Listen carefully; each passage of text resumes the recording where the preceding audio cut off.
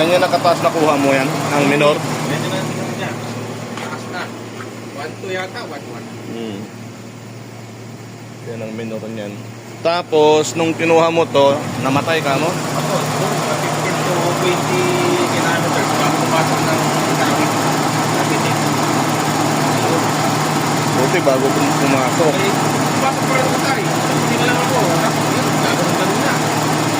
Kakajut-kajut na. Eh, check out. Wala namang misfire eh.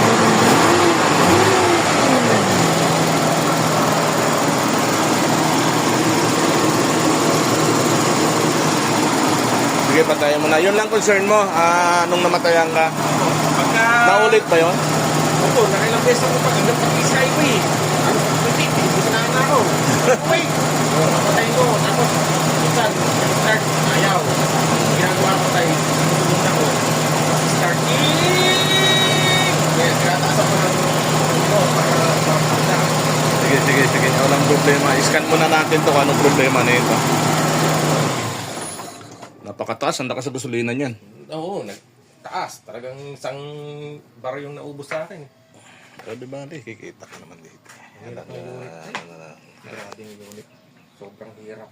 Sobrang dami nang nangyari. Wala patay, wala. Testingin natin kasi hinahanapan namin yung code to. Titingnan natin kung may code. 1, 2 1, 2 22 1, 2 1, 2 3 4 24 1, 2 3 1, 2 3 33 1, 2 2 22 1, 2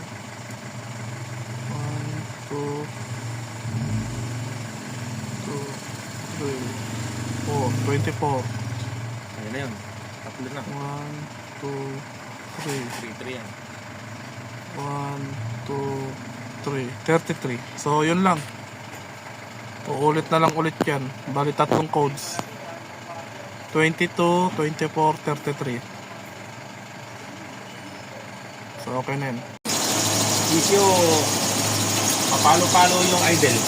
Ano? Ang issue niya, yung idle, papalo-palo. Paano pa palo-palo? Napakataas naman natin. Taas, 1,200. Papalo ng hanggang 500. Tapos tumitiri ka. Tumirik, like skyway. So, tatlong food ang nakuha natin, pero dalawa lang ang pinalitan dyan kasi apektado talaga yung kagala. So, yan, nawala na. Natisting natin kanila, di ba? Hindi ko lang na-videohan na wala nang kodo na lumabas. So, ito na ngayon siya. Pag nag-aircon dati, hindi ganito kasi mataas lagi ang andar.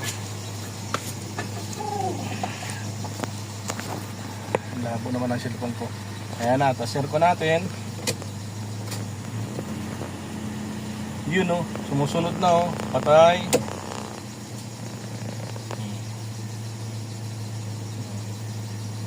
Maingay yung belt. Parang mayroon kang alagang aircon.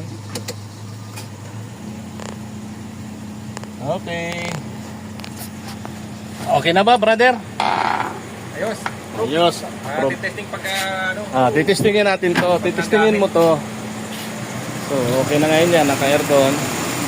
May kunting inayos lang dito sa ECB niya. So, ipapainaw ko na yung mga wiring ko. Okay. Thank you, brother. Ha? Thank you also. My doctor. English yun ah. Yeah. Pull out kami ng tanke nito. Magpapalit kami ng fuel pump. Ito naman yung isuso. Mahanda. So, papatayin natin.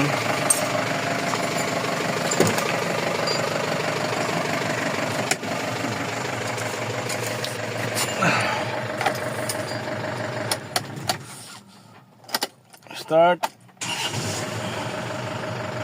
So, okay.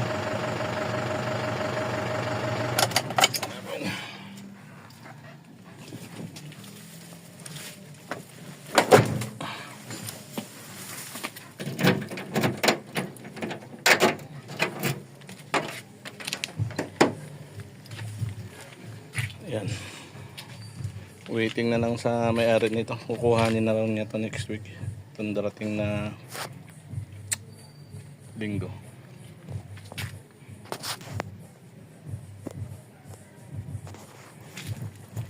Ito naman.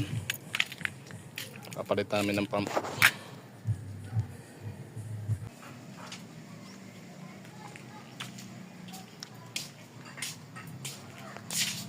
Kapalit kami ng fuel pump nito.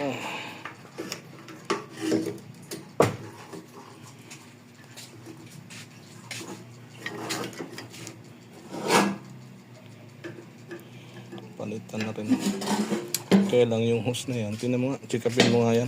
Baka dito nagkaroon ng problema, mayroong leak dyan eh. Marami ba?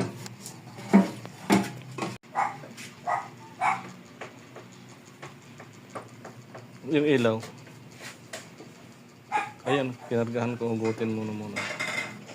Yung isa pwede naman to eh. Ah, Kinargahan yung kasi. Ilaw. Yan, kalawang. ha? Tingnan rito. Di ba? Wala akong problema. Dito sa gitna.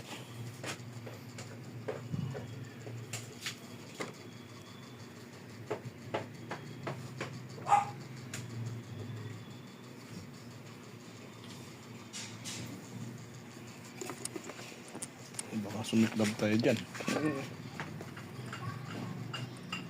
Gasolina to. Sige, try natin yan. Testingin yung pump kung gano'ng kalakas yung pump na yun. Sige, bugahan mo. Dapat mag-hold dyan eh. Ayan o. Ulitin mo nga. Meron na sumisirit.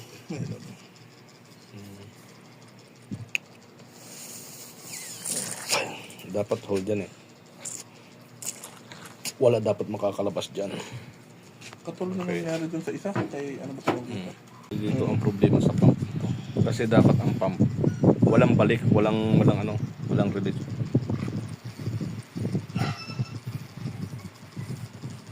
Mayroon singaw dito. Kanina may video. Kanina may... O yung may lumalabas.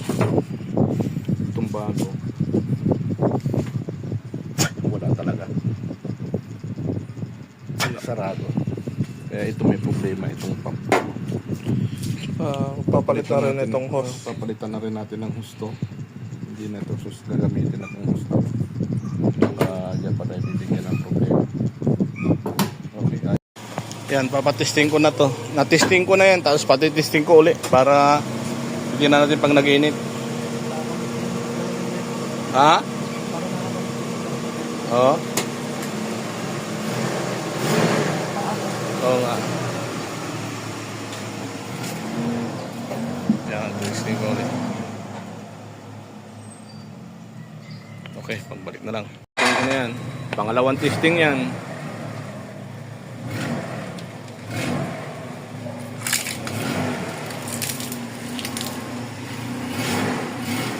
Masyadong gilid. Sige lang. Op. Sige pa. Tama na yan siguro. Ano? Namatayan ka? Hindi na namamatay. Problema talaga niyan yung fuel pump na yun. Nawawala presyo nun kasi nare-release eh. Kita mo naman pagbuga kanina, may sumirit. Dapat nag-hold yun. Okay na?